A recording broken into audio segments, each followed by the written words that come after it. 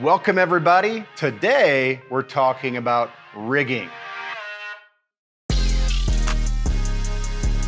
My name is Bruce Gilson and this is another episode of Knowledge Basics. I want to thank you for joining us today. And today we're going to be talking about rigging. And what is rigging? Well, rigging is taking the structure of your building, adding structure to that structure so that you can then hang something heavy overhead.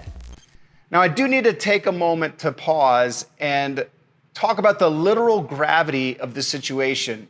You're about to hang a heavy piece of equipment over people's heads, and it has the potential to kill them. This is not the time to cut corners. It's not the time to use wrong materials. It's not the time to use the wrong tools. This is the time to take your job extremely seriously and to make sure that everything you do is correct. So today, we're gonna learn how to professionally rig. I do need to also say that if you're not a professional, this is but merely advice, and you definitely should have an engineer help you decide exactly how you should rig something in the air. All right, so hopefully you've been enjoying this series on rigging. Now we're actually gonna begin the process of rigging our speaker. First thing we're gonna do is we're gonna prep our speaker with their Eyebolts. These are M10 Eyebolts. Basically, I screw them all the way as far as I can with my hand until they're nice and tight. And then I'll take some sort of tool and I'll put it through the Eyebolt and I give it another spin until it's really nice and tight in there. Don't need that to vibrate out for any particular reason.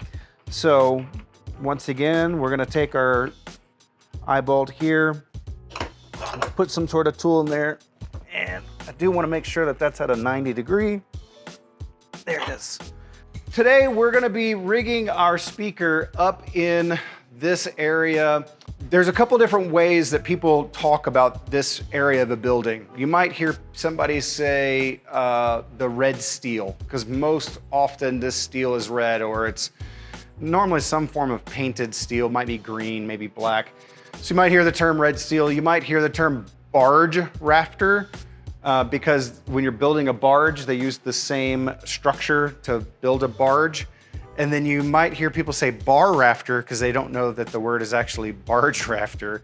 But we're up in the rafters, okay? So today we're gonna be hanging right here. So I've got my measuring tape on me and I'm gonna take a quick measurement, 58.5 inches inside to inside.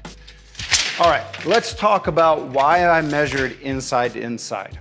Ideally, if you can, you're gonna want to have your Unistrut above the steel, and this gives it an extra layer of mechanical safety.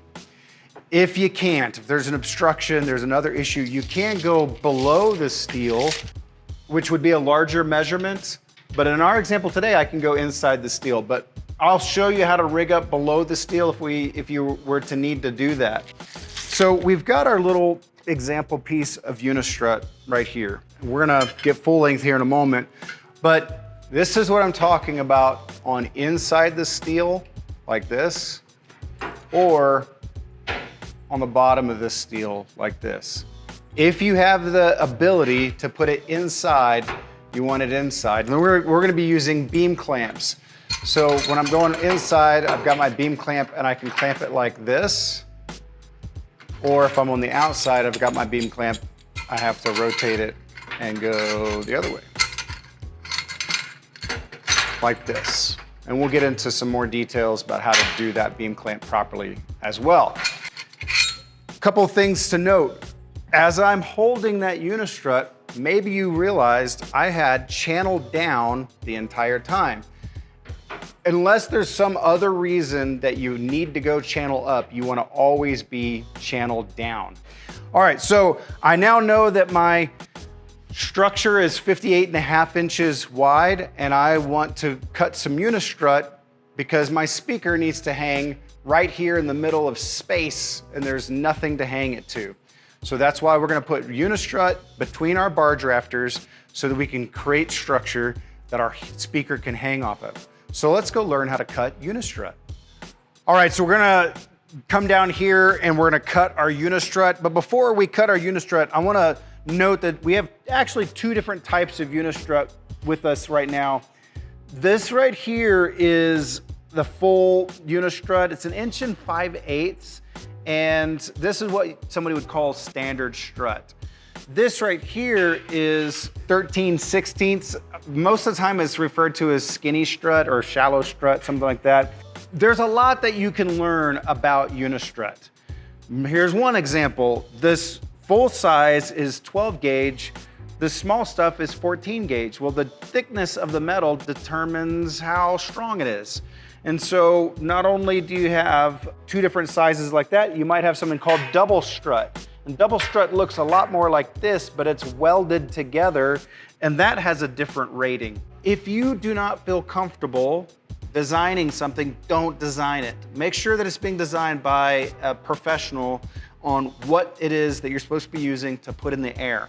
Now, we know that in our example today that we're gonna be fine using our standard strut. So if you were paying attention earlier, we're gonna be at 58.5 inches, and I'm actually gonna cut this large. And I'm gonna cut it large because I wanna show you a couple of examples of the way that we can use the strut longer, and then we're gonna cut back down to the 58.5 inches that we talked about earlier.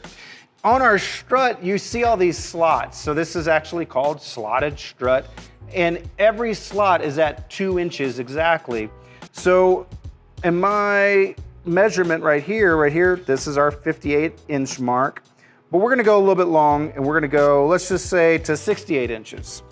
So you can mark that spot right there. So I've got my portaband over here, and now that I've marked my spot on my strut, I'm going to use my portaband to cut it. When you're using a bandsaw to cut, you wanna make sure that you're cutting straight. A lot of times people use their bandsaw at like an angle, and what ends up happening is they cut at an angle, and that creates, sharp edges and messes stuff up. So we wanna make sure that we're just kind of going straight down on our, this is a little bit of a loud process.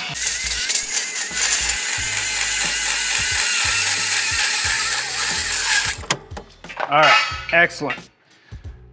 So we're gonna end up needing 2 pieces of Unistrut. We're gonna need one for the front of the speaker, we're gonna need one for the back of the speaker. I'm gonna cut that second one off camera. All right, so we just cut our Unistrut, and we cut it long because I wanna show you a couple of different ways to use longer Unistrut. So I talked about how ideally you would want your Unistrut inside the channel. Now, what if you can't get it inside the channel? What if there's an obstruction? Well, one way that you could do it is you could go above like this. And the preference is to always have as much mechanical safety as possible. What I mean by mechanical is something physical that's preventing that thing from moving. So right now, even if I don't use any hardware, because I'm evenly, on the bar drafter, this is gonna hold my weight. And I'm not a light guy, just so that you know. All right, so I don't have it affixed, but it's still much safer because it's above the bar drafter. But you wouldn't wanna leave it unfixed like that. So if you're dealing with a situation where you can go above, you might wanna use either a threaded rod or a long bolt, and you could put that through the top here, put your square washer, put your nut, and if I were to tighten this down all the way, this is gonna make a nice mechanical, fasten so that this isn't gonna move and it's not going anywhere. I wanna talk a little bit about this particular example. I'm gonna pull it down out of the ceiling so that you can see what we're doing here. There's a couple of things important to note of what I'm doing at the top. Number one, I've got my split washer at the top. That's gonna give us that constant pressure so that my nut doesn't ever vibrate off, okay? So that split washer is really important. The second thing is I've got a fender washer. Up in the top of this channel, if I use this small piece of strut, it might be easier to see. what I'm doing is I'm increasing the surface area of the bolt head so that it's spread across the entire piece of Unistrut. If I were to do it like this, you can see how I'm right at the edges of my bolt head, and that is a potential spot for failure. So a fender washer is really important. In this particular example, then we're using our square washer at the bottom and our nut, okay? Or let's say that we can't go above, we're gonna have to go underneath, all right? So in our example of going underneath, we're gonna be using our beam clamps. And I'm gonna take my Unistrut here and take this beam clamp because I wanna show you something. All right, so that's just helping me hold that other piece. On this other side, I've got a piece of conduit in the way. This is gonna happen a lot, where you're gonna get to a place where you wanna rig something and now you've got an obstruction in the way. So in this example, going above is a much better way for me to rig my piece of Unistrut. So now I'm moving my Unistrut out of the way and I'm putting my beam clamp out here on the outside. And then once again, now I've got something that's rigged up. It's not going anywhere. It's not ideal, like I would really prefer for it to be above, but if I had to deal with this, I could definitely deal with this. All right, now let me kind of note a couple of things that are happening inside of these beam clamps. If we look at this one right here, you're gonna see that the angled portion is aiming down towards the piece of Unistrut, and the flat portion is up at my barge rafter, okay? That is the correct way to do it. Sometimes you might walk to a job site, you might see somebody else, because you're not gonna make this mistake because you watch this video, and they've got it like this. Well, hopefully by just putting it on like that, you see that that's wrong or that that's a problem. But what's happening is you're adding this point of stress onto this U-bolt it's not designed to have a load and a stress point like this. It's designed to go straight down. So we want to make sure that our angled portion is aiming straight down and that our flat portion is on the barge rafter, so that when we use our tools and cinch this down, that bolt is doing exactly what it's designed to do in the direction that it's designed to do it. One other thing to note is when you get these beam clamps from the supply store, they don't come with split washers. You need to make sure that you're adding split washers. So right here, I've added between the plate and the nut, I've added a split washer so that when I cinch this down, that split washer creates that constant pressure, and then we don't have vibration that backs our nuts off.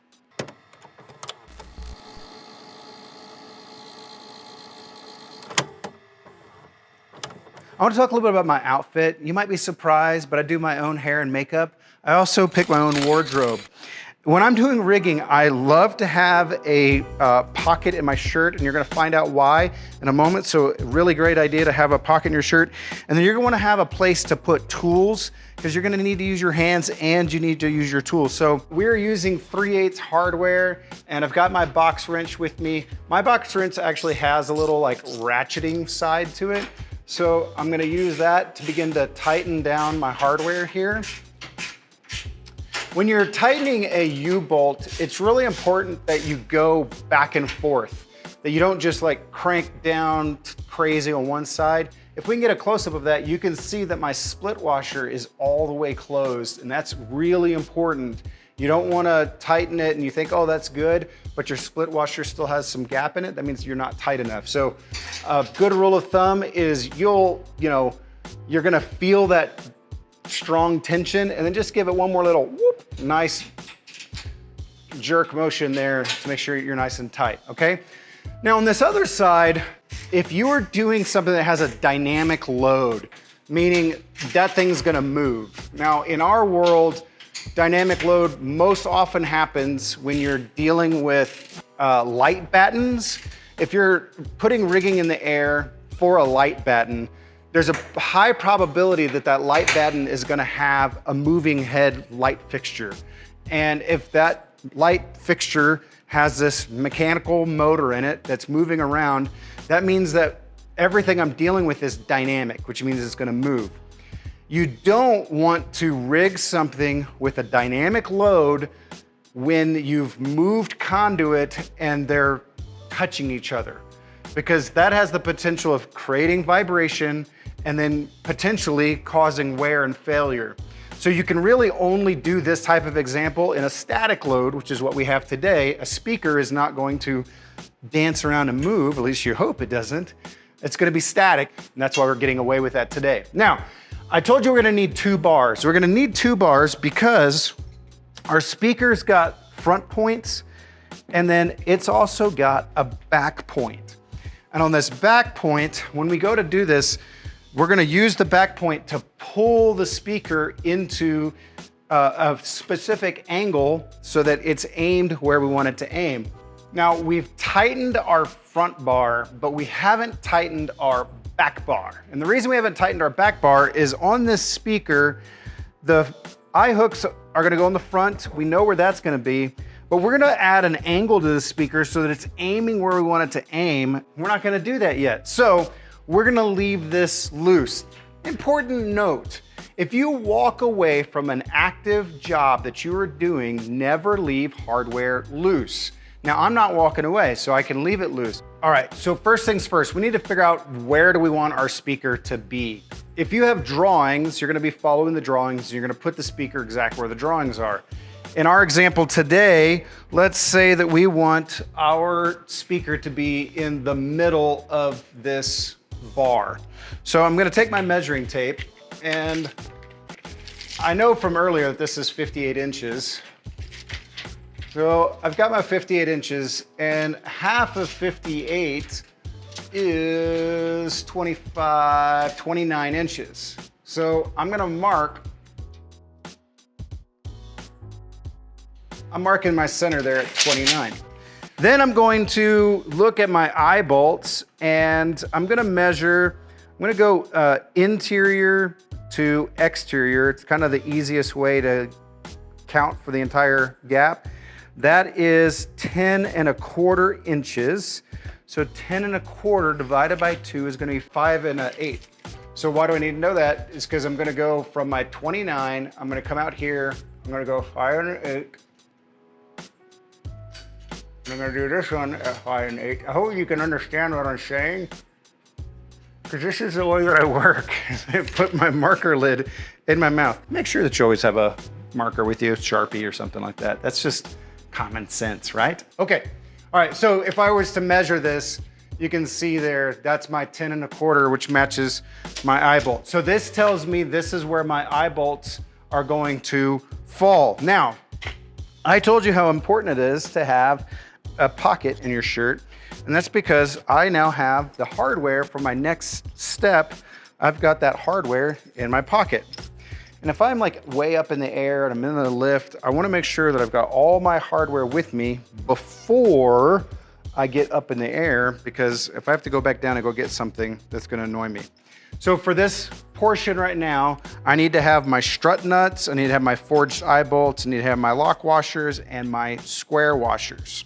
The way that I'm gonna do this is I'm gonna put my strut nut, I'm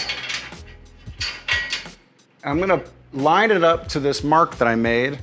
I'm gonna line this one up to that mark that I made. And then take my forged eye bolt, put my split washer on, put my square washer, and then all I gotta do is begin to screw that inside.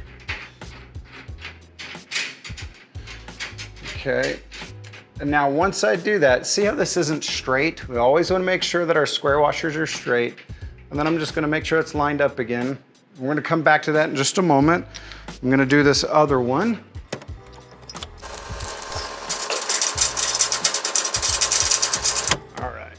That's all squared up, and I gotta check my mark. Yeah, I'm right on the mark, good. Okay, so I also wanna think through which direction do I want my eye bolts facing. And on our example today, we want them facing, what is that? Perpendicular to our Unistrut. That's most common, would be perpendicular to the Unistrut. There might be a couple of examples why you might want to go the other way, but in general, you're going perpendicular to your Unistrut. So that is not fully tightened yet because I just hand tightened it. Well, hand tightened doesn't count. So I'm gonna take my box wrench, cinch it like that, and I'm gonna spin this guy nice and tight until it's perpendicular. I kind of went over a little bit so I can straighten that out. I'm gonna do this one the same way. Perfect, all right. So if we can once get a close-up, we can see that our split washers are totally closed. We can see that our square washers are square with our Unistrut, and that now these 2 points, that's not going anywhere, okay? The reason it's really important that I make sure that the gap of these eye bolts match the gap of these eye bolts is because I want my wire rope hanging straight down. I want parallel lines. I want everything looking like it belongs that way with gravity. If these were wide and then the speaker is going to be narrow, you're going to have this V-shaped, and you're actually adding stress and pressure in directions that it's not designed to get stress and pressure. Likewise, if it's, too close to each other and it's going out, now I'm adding load from a different direction. So it's really important that everything lines up and it matches each other, and that's what I have now that this is gapped properly. So where we're at in the process is we do know exactly where we want the front to be. Right now, we don't quite know where we want the back to be. So once again, I'm gonna prep the back, but I'm not gonna tighten it all the way. And this is a kind of a neat little type of square washer. It's got magnets in it, so it stays where you want it to be. It's a little extra expense, not really necessary, but anyways, that's kind of a cool little thing. So I'm going to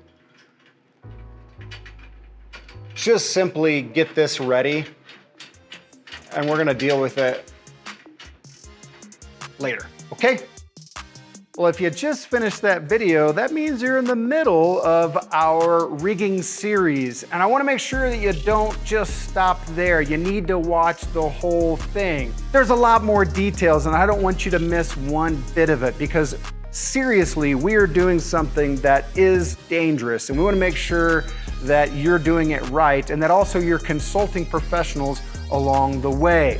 Now, if you enjoy this content and you want to learn more, make sure you hit the like and subscribe and comment so we can keep you up to date about what's happening and you can become an AV professional.